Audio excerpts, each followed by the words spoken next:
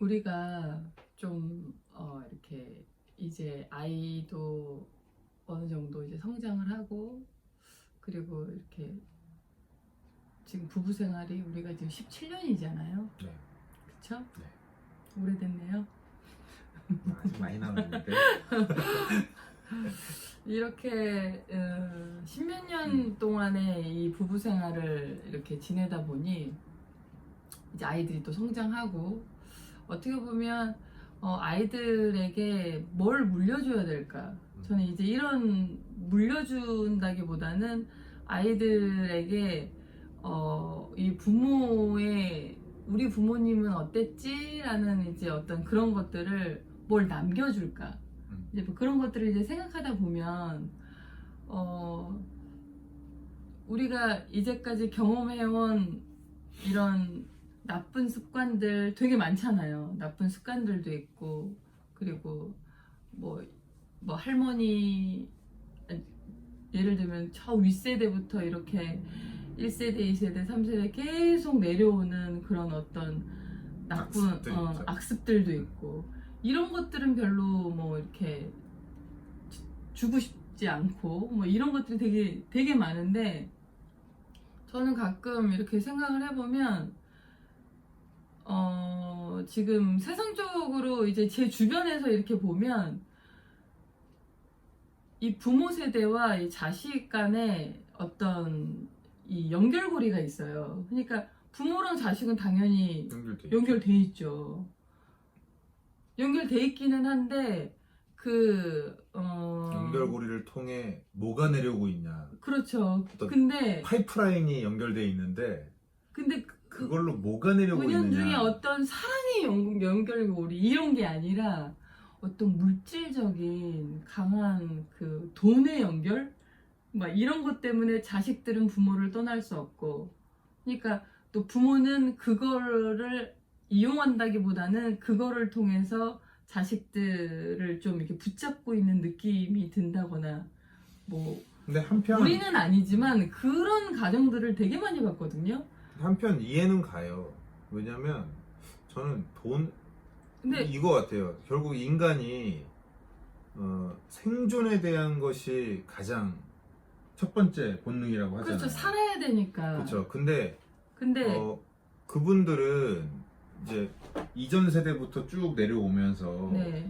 이제 생존에 대한 것이 결국 돈에 연결이 되는 경우들이 많았죠. 그렇죠. 먹고 살기 위해서는 그쵸. 돈이 필요하다. 특히 뭐 이제 전쟁 이전에도 6.25 전쟁 이전에도 일제시대 때 사는 게 녹록했겠어요? 그러니까 그 시대에서는 그랬는데. 그리고 이제 그 이후에 전후 세대도 마찬가지로 네. 녹록했겠어요? 그리고 나서 그 뒤에 이제 전후 세대에서 조금 뒤텀이 이제 베이비붐 세대인데, 네. 그 세대들의 감정은 어땠을까? 이거를 생각해 보면 결국은 가진 게 없어서, 네. 먹을 게 없어서, 결국 먹을 건 돈으로 사는데, 네.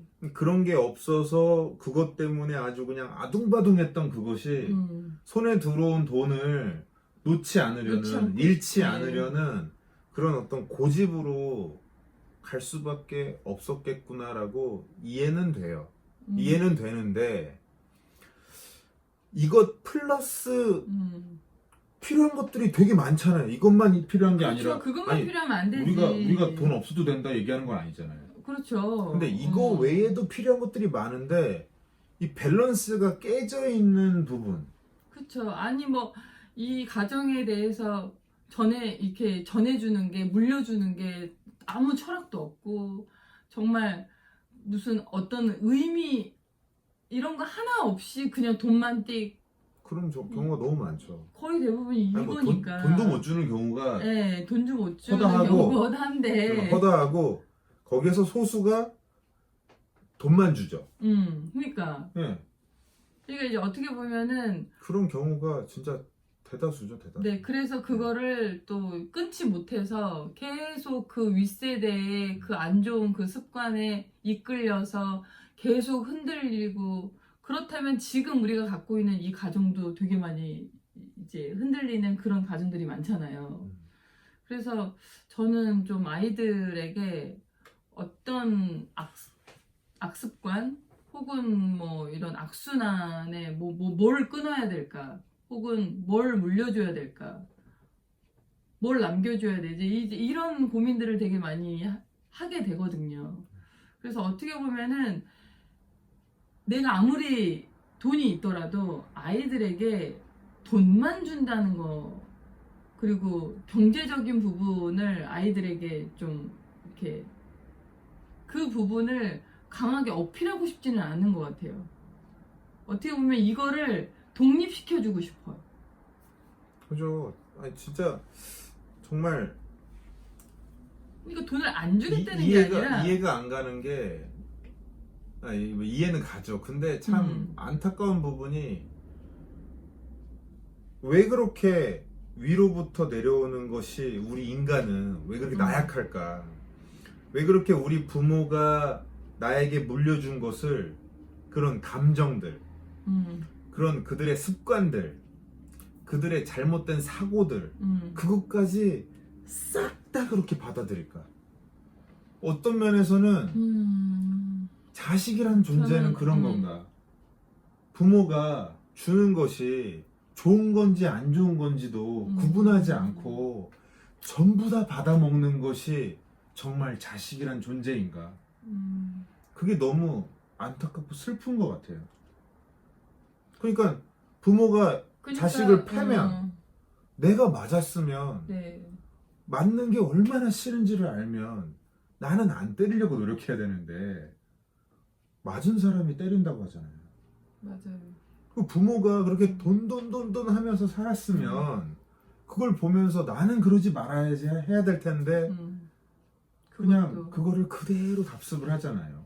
그런 거는 이제 인간의 심리적인 부분에서 작용을 많이 할 것 같아요. 그 또 이제 위에서 어린 시절에 계속 세뇌를 당한 거죠. 예, 그런 가정 환경에서 자랐을 경우에 그게 안정적이라는 어떤 이제 습관이 되면, 지금 예를 들면은 막 부모가 이 구타를 했다, 폭행을 가했던 그런 가정 환경에서 자랐을 경우에는 폭행이 없는 환경은 나한테 불안한 거래요.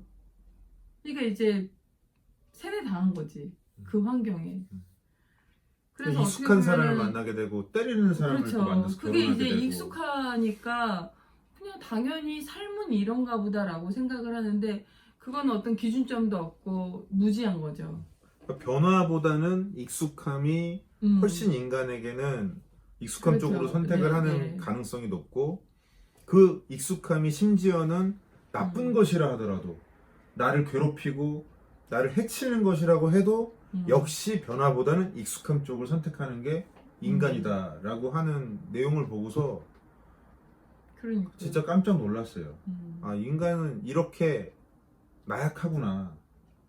어떤 면에서는 그 창업자 마인드, 네, 비즈니스 네. 쪽에서 창업가 정신 이쪽을 얘기할 때 거기서 필수적인 요소 중에 하나를 반역성이라는 표현이 있어요. 그러니까 이 반역하면은 이게 우리가 보통 이제 뭐 나라에 대한 반역, 뭐 그런 이제 나쁜 식의 표현으로 많이 사용하는데, 네. 결국은 기존에 있는 틀로부터 벗어나는 거죠. 문제가 있다라는 것을 발견하고 벗어날 줄 아는. 그래서 새로운 것에 대한 것을 추구하고 그걸 향해서 도전할 수 있는 그 정신을 이제 반역성이라고 하는데, 그런 반역성 자체가 뛰어난 사람이 이제 창업을 한다라는 거죠. 결국은 저항할 수 있는 정신, 네네. 그런 부분이 좀 뛰어난 사람. 그게 애초에 기질적으로 그럴 수도 있고 그런 교육과 훈련을 받아서 그럴 수도 있고. 저는 그 내용을 이제 책에서 읽었을 때, 와, 내가 내 아이들에게 어떤 기질을 만들어줘야 될까? 저항할 수 있게 해줘야겠다. 문제를 좀 더 바로 바라볼 수 있게 해줘야겠다. 어떻게 보면은 우리 애기도, 우리 아이들은 이거를 고지고대로 받아먹으면서 또 세뇌당할 수도 있는데, 세뇌당할 수 있으니까. 이것이 아무리 옳은 것이라고 해도 세뇌당하진 않도록 본인 스스로가 판단할 수 있도록 도와줘야겠다. 네. 그러려면 어떻게 해야 될까에 대한 고민을 많이 하게 되는 것 같아요. 결국 제대로 된 배움, 또 어떤 저항할 수 있는 어떤 환경 조성. 네. 그러니까 부모가 아무리 옳은 거라 해도 이게 옳아, 이게 옳아, 이게 그렇죠. 옳아. 무조건 부모가 시키는 대로 해. 야, 내가 너한테 설마 안 좋은 거 시키겠니? 예. 이러면서 계속 얘기를 하면서 음. 하다 보면 나보다 연장자고 윗사람이고 부모고 그런 부모가 말하는 사람이 거는 다 옳구나. 나한테 얘기하는 건 옳으네. 이렇게 해버리면 뭐 학교에서 그러면서 아이들이 선생님 말씀 잘 들어라. 이러다 보면 이런 아이들은 나중에 아이들이 생각을 안 하게 되죠. 그쵸. 그냥 그대로 받아들이게 되지. 네. 그래서 나중에 정말 이제 어른이 학교 가서는 선배 말, 뭐 그렇죠. 그리고 회사에서는 교수 이제 말, 상사 상사 말, 말. 이렇게 그러다 보면 사리 분별을 못 하니까 맞아요. 내가 이걸 받아들여야 될 건지 아닌지 자체를 모르고 그냥 습관으로만 살고 있는 거죠. 마치 저는 노예 상태라고 봐요, 되게. 그러니까 노예 자식은 노예잖아요. 옛날 이렇게 로마 시대 때를 보면 네. 뭐 우리나라에서도 옛날 조선 시대에 보면은 노예 그런 자식은 노예 자식은 노예잖아요. 노비의 자식은 노비였잖아요. 그런 거 같은 굴레에 그냥 딱 잡혀 있는 듯한 느낌? 지금은 이제 더 이상 그런 노예제가 없고 노비제가 없는 세상인데 내 스스로 내 부모대가 나에게 메어놓은 것에서 벗어나지 못하고 계속 대물림이 되고 있는 듯한 느낌이에요. 그것만큼은 정말 어떻게 보면 저항할 수 있는 그런 능력? 그런데 또, 정말 싫었잖아. 싫었으면 이 싫었던 것을 나는 좀 이렇게 선명하게 직면해야 되지 않을까. 그러니까 싫다라는 걸 얘기하고 싫으면 나는 그러면 어떻게 해야 될까? 그죠? 그 반대 방향으로 가든지 어떤 다른 방향을 찾아야 되는데 거의 대부분 그거에 이끌려서 그냥 그대로 그 굴레를 또 벗어나지 못하잖아요. 저는 그거를 정말 벗어나야겠다라고 진짜 이게 막 이를 악물게 되는 상황이 있었는데 이전에 어릴 적에 그렇게 이를 악물게 됐던 상황은 솔직히 벗어날 수 있게 해주질 못했던 것 같아요. 벗어났다고 착각을 했을 뿐이지 결국 그거죠. 평상시에는 벗어났다 생각했는데 내가 감정적으로 어떤 스트레스를 확 받게 되면 그 놈이 나오는 거죠. 그 노예가 나오는 거죠. 그래서 제 자신한테 실망한 적이 되게 많아요. 나는 그렇게 안 할 거야. 나는 그렇게 살지 않을 거야. 그랬는데 나는 그게... 그런 식으로 이렇게 막 히스테리컬하게 뭐 한다거나 나는 그런 식으로 무책임하거나 나는 그러지 않을 거야 라고 했는데 어떤 엄청난 내가 진짜 감당하기 어려울 정도의 어떤 상황에 봉착하게 됐을 땐 내가 싫어했던 내 모습이 나오는 거예요. 그게 나오니까 화가 나니까 폭력적이 되더라고요. 내 자신한테만 화가 내가 내 자신한테 화가 나는 거죠. 그러니까 이게 꼭 형태가 똑같이 나오진 않는 것 같아요. 그런데 내가 싫었던 부분이 나한테서 발견이 될 때 내가 폭력적이 되거나 아니면 히스테리컬하게 되거나 뭔가 이렇게 아니면 그런 것들을 겉으로 표현하진 않더라도 내 인상이 안 좋은 거죠. 뭔가 안 좋은 거지. 그러니까 스트레스 관리가 안 되는 거죠, 이게. 근데 저는 이거를 진짜 심각성을 느낀 게 아이들이 태어난 뒤였던 것 같아요. 아이들이 태어나기 전에도 이거는 내가 고쳐야 돼가 있었지만 아이들이 태어나고 그 뒤에 아이들이 뭔가 제가 어떤 뭔가 하려고 하는 어떤 통제 범위를 벗어나고 뭔가 잘 안 된다 내 뜻대로 안 된다 했을 때 뭐 아이들은 당연히 내 뜻대로 안 되죠. 아무것도 그쵸. 모르는 그냥 진짜 어찌 보면은 아주 어렸을 때는 진짜 강아지만도 못 하잖아요.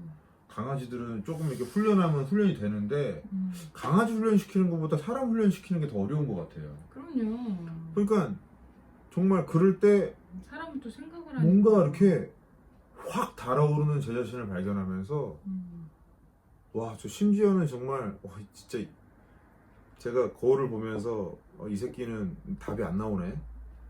너 이대로면 너는 네 애들을 해칠 거야. 네 위에서부터 내려오는 악순환의 굴레를 너는 그대로 물려줄 거야. 그러느니 난 네가 없는 게 나아. 이혼을 하거나 너 그냥 죽는 게 낫지 않겠냐. 좀 그런 극단적인 생각까지도 가질 정도로 저의 그런 모습이 너무 싫었어요. 근데 그때 그래서 계속해서 직면하려고 노력했던 것 같아요. 너 이거 물려줄 거야? 너 자식한테 그거 물려줄 거야? 너 이대로면 네 아이들도 똑같아질 거야. 너랑 똑같아질 거야. 네가 겪은 그 고통 똑같이 겪을 거야. 그럼 안 되지 않겠니? 끊어야 되지 않겠니? 진짜 아이들이 태어난 뒤로 그것을 끊어야겠다라는 그게 점점 심해졌던 것 같아요. 그 긴장감? 그런 어떤 이 필요성에 대한 경각심? 이게 점점 짙어졌던 것 같아요. 근데 이제 다른 사람들을 보면 그게 없더라고요. 그게 안 느껴졌어요. 뭔가 내가 위로부터 받은 나의 어떤 문제점이 나에게 있다라는 생각을 안 갖고 사는 것 같더라고요. 문제가 없대 별로. 거의 나도 대부분 괜찮지. 잘 그런 거를 문제의식을 못 느끼죠. 옆에서 봤을 때는 문제가 뭐 한두 가지가 아닌데 너무 많은데. 너무 심각한데. 근데 그것도 이제 네, 본인이 뭐 그런 사람들은 그 대다수의 문제의식을 아예 못 느끼고 있는 사람들은 뭐 차지하고라도 문제점이 있다는 거를 알면서도 아이 뭐 이거 어떻게 해 이러고 포기하고 있는 사람들을 너무 많이 봤어요. 저는 포기할 수가 없었어요. 그리고 분명히 끊을 수 있다. 어떻게 노력을 하느냐에 대한 방법적인 것이 관건인 거지 분명히 끊을 수 있다. 왜냐면 끊었다라는 사례들이 있으니까. 네. 이것도 진짜 혼자서 우선 내 자신을 내가 알아야 되잖아요. 네. 나를 알아야지 나의 문제점을 알고 내가 지금 어떤 나쁜 습관이 있고 이런 것들을 알 수 있으니까 그래서 나에 대해서 직면하는 게 가장 먼저겠네요. 자기 성찰을 이거는 해야 또 나타나는 거고. 네. 그렇다면 자기 성찰을 하지 않으면 모르는 거죠. 그러니까 그 사람들은 그런 걸 해본 적이 없는 거지. 진짜 너무 끔찍하더라고요. 내가 갖고 있는 솔직히 지금도 아무리 심리 공부를 하고 신학 공부를 하고 어떤 마음이 여러 가지 형태로 다스려지고 그런 게 근데 그런 이전에 비교했을 때 현저히 나아지긴 했으나 그놈이 있잖아요. 지금도 있죠 당연히. 네. 어떻게 없을 수가 있어. 우리 모두가 다 있지. 있잖아요. 여기 네. 이렇게 잘 자고 있는 애가 네. 있지. 가끔 깨어나지. 그러니까 참 내가 내 새끼를 해치는 존재가 되겠구나. 내가 내 자식에게 가장 큰 적이 되겠구나. 라는 생각을 딱 떠올리는 순간 그 고통은 그 부분이 뭔데요? 그러니까 예전에 예전에? 예. 그러니까 그러니까 내가 이렇게 화? 그쵸 화죠. 저는 화였죠. 그리고 내가 그 화 때문에 대놓고 화를 내거나 히스테리 부리거나 그런 게 제 자신에 느껴지는 거예요. 근데 이게 실질적으로는 그렇게까지 크게 화를 내지 않고 실질적으로 그렇게 자주 뭐 이렇게 히스테리 부리거나 하지 않았다 하더라도 제 안에서 스물스물 이게 올라와서 삐져나가서 나온 게 그 정도인 거죠. 제가 성질 부리고 했을 때 느꼈던 부분들 있잖아요. 제가 네, 히스테리 네, 부리고 네. 했을 때. 근데 그게 음. 참고 참았는데 삐져나간 부분이 그만큼인 거죠. 그러니까 그보다 훨씬 큰 게 내 안에 있다는 걸 나는 알잖아요. 그치. 내가 음. 성질껏 안 했단 말이지. 음. 그것도 나름 참은 정도가 그만큼이라는 거지. 음. 근데 내가 뭔가 이보다 더 통제할 수 없는 음. 상황에 봉착했을 땐 이보다 더 나간다면, 이게 혹여 다 나간다면, 내가 어떤 특정한 상실감이나 뭐 때문에 이게 다 나간다면 어떻게 되는 거지? 이 가정은? 이 관계가 어떻게 되는 거지? 뭐 깨지는 거죠. 박살나겠구나. 그러니까 무슨 뭐 살인 사건이 생기고 뭐 불을 지르고 뭐 하여튼 그런 일들이 생기죠.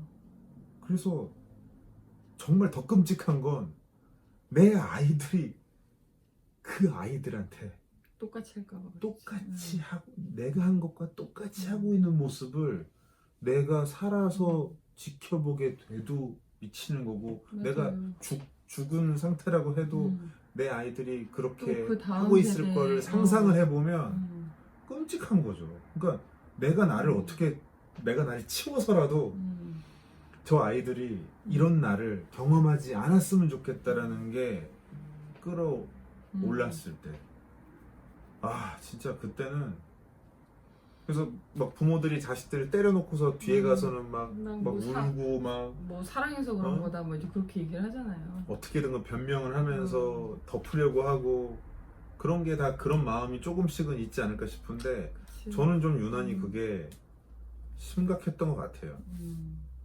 심각하게 저한테 다가왔던 것 같아요. 근데 이거는 정말 모두가 심각하게 바라봐야 되는 부분이라 생각해요. 그럼요. 자각해야 돼요, 진짜. 지금 갖고 있는 자세, 지금 부모가 갖고 있는 자세와 성격, 기질, 통제되지 않는 어떤 감정들, 이것이 그대로 자식한테 대물리 된단 말이에요. 그렇죠. 내 자식이 그것 때문에 망한다고요. 특별히 이게 막 이렇게 열정적인 사람이라든지 좀 남들보다 좀 적극적인 성향을 가진 사람들이, 열정적인 사람들이 다혈질이잖아요. 뭔가 이렇게 확 막 밀어붙이는 뭔가 있고, 그런 사람들도 화를 내면 확 내더라고요. 맞아, 차라리 그 반대되는 사람들은 그런 거 없어요. 특히 그래서- 저는 그런 화가 없어요. 그래서 아이들한테 그런 화가 대물림 될까봐 이런 걱정을 한 적은 없는데, 오히려 나는 그 반대죠. 이렇게 좀 게으르거나 혹은 어떤 뭐 문제를 받아들일 때 좀 대면대면하는 좀 그런 게 무관심하거나 이런 게 어떻게 보면은 더 아이들에게 이렇게 습관이 되지 않을까, 좀 스물스물. 그것도 좋은 네. 거라 볼 수 없네요. 네, 그러니까 저는 오히려 그런 것들이 아이들에게 이렇게 보여지면 저거는 좀 아닌데, 그래서 좀 더 빠릿빠릿하려고 하고 좀 더 적극적으로 뭔가를 하려고 하고, 저는 좀 이제 이런 성향으로 좀 변하는 것 같은데, 당신은 조금 네. 반대인 것 같아요. 어느 쪽이든 물려줄 건덕지는 아니잖아요. 그럼요. 네. 그래서 참 그래도 다행인 게, 지난 6년간은 저는 이 템퍼를 낮추려고 노력하고, 당신을 끌어올리려고 노력하고, 좀 더 그렇죠. 우리끼리 대화를 많이 해서 좀 중화가 된 것 같아요. 저는 당신하고 얘기하면서 템퍼를 좀 낮출 수 있게 된 거고, 당신은 또 저랑 얘기하면서 자연스럽게 서로 섞이게 되니까, 네. 그렇게 어느 정도의 접점을 찾아서 아이들을 대했기 때문에 아이들이 덜 그렇지. 영향을 받지 않았나.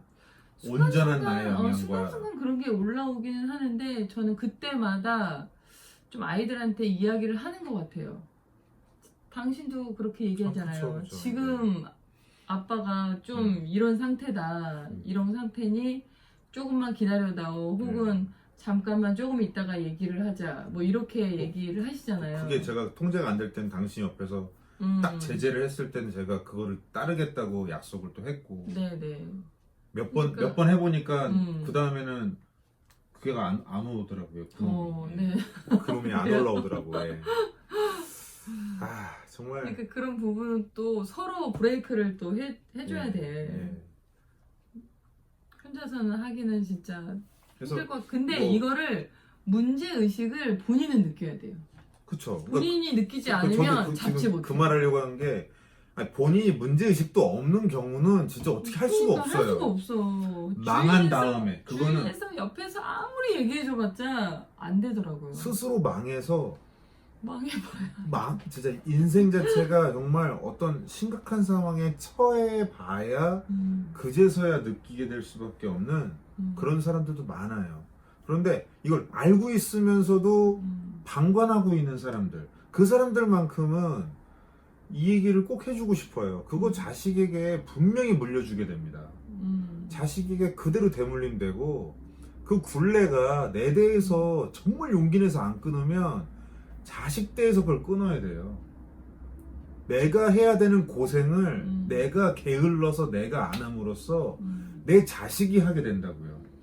그러면 부모로서 자식에게 줄 수 있는 최고의 유산이 뭐겠냐고요. 뭐 일 좀 더 해가지고 돈 좀 더 벌어서 돈 몇 푼 물려주는 게 아니라 위로부터 내려오는 나쁜 습관, 안 좋은 것들, 악순환의 굴레 그것만큼은 단호하게 끊어주는 것이 그게 자식에게 줄 수 있는 최고의 유산 아닌가.